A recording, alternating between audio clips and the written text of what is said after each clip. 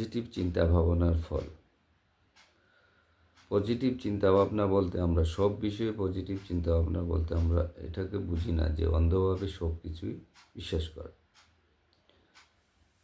সব বিষয়ে পজিটিভ চিন্তার অর্থটা হলো এরকম যে বাস্তবতাকে মেনে নেওয়া, আপনার আশাবাদী এবং সমাধানমুখী চিন্তা ভাবনা করাকে আমরা পজিটিভ চিন্তা ভাবনার একটা বিষয় মনে করব। তো বিষয়টা আসলে আমরা একটু খোলাসা করে বলি। পজিটিভ চিন্তার মানে বোধক চিন্তার সঠিক অর্থ বোঝা। তো সঠিক অর্থ এখানে বলতে যে সমস্যা নেই সেটা বলা না, সমস্যা আছে, কিন্তু আমরা এর সমাধান খুঁজব এবং নিয়ন্ত্রণ করতে যা যা দরকার, যা যা ফোকাস করা দরকার আমরা সেগুলো ফোকাস করব।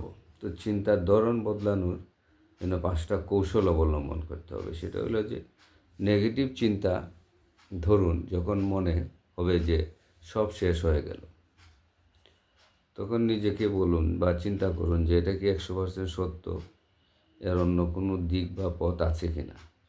সচেতনভাবে প্রশ্ন করলে চিন্তা দুর্বল হয়। এই যে নেগেটিভ চিন্তাটা 100% সেটা একটু দূর হবে। তারপরে ভাষা বদলান, আপনার মন বদলাবে। যেমন ধরেন আমি পারবো না, এটা চিন্তা করলে আপনি পারবেন না, কিন্তু চিন্তা করতে হবে যে আমি চেষ্টা করছি। তারপরে সবসময় আমার সাথে এমন হয়, এরকম চিন্তাভাবনা কঠিন একটা রোগ। তো এটা সাময়িক। ভাষা হইল মনের রিমোট কন্ট্রোল। আপনার ভাষা যদি পরিবর্তন করতে পারেন তাহলে আপনার মনও পরিবর্তন হবে।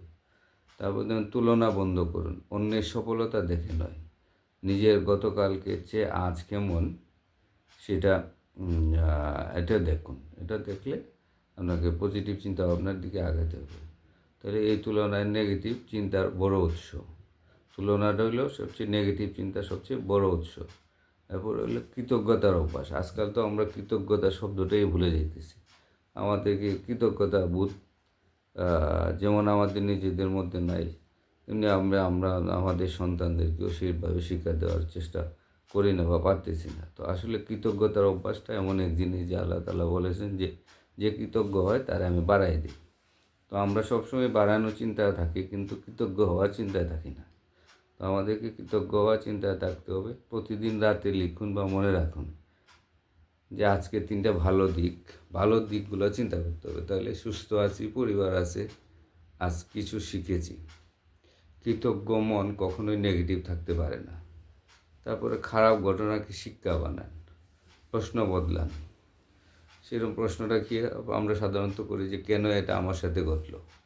তো এই চিন্তাটা না করে যদি আমরা বলি যে এটা থেকে আজকে আমরা কি শিখলাম, তো এটা একটা পজিটিভ মাইন্ডসেট। এই জিনিসগুলো যদি আমরা করতে পারি তাহলে হয়তো আমরা আল্লাহর উপর ভরসা বা সঠিক এবং সুন্দরভাবে রাখতে পারবো। এবার ইসলামী দৃষ্টিকোণ থেকে পজিটিভ চিন্তা হলো কি, আল্লাহর উপর ভালো ধারণা রাখা। রাসূল সাল্লাল্লাহু আলাইহি ওয়াসাল্লাম বলেছেন, আল্লাহ বলেন আমি আমার বান্দার ধারণা অনুযায়ী তার সাথে আচরণ করি। সেক্ষেত্রে দোয়াটা হইল কি হাসবুনাল্লাহু ওয়া নি'মাল ওয়াকিল, আল্লাহ আমার জন্য যথেষ্ট। এরকম একটা চিন্তাভাবনা বা দোয়া সবসময় আমাদের মনের মধ্যে রাখা উচিত এবং পড়া উচিত। তো বাস্তব জীবনে প্রয়োগের 3টা নিয়ম হইল, যা বদলাতে পারি কাজ করি, যা পারি না মেনে নেই, আর হলো সব কিছুতেই আল্লাহর হিকমা দেখি। তো মনে রাখবেন যে পজিটিভ চিন্তা মানে হলো সবসময় হাসি খুশি থাকা, সেটা নয়, কষ্ট না পাওয়া নয়, বরং ভেঙে পড়েও সামনে এগোনো, সেটাই হলো আপনার সবসময় পজিটিভ থাকার একটা পথ।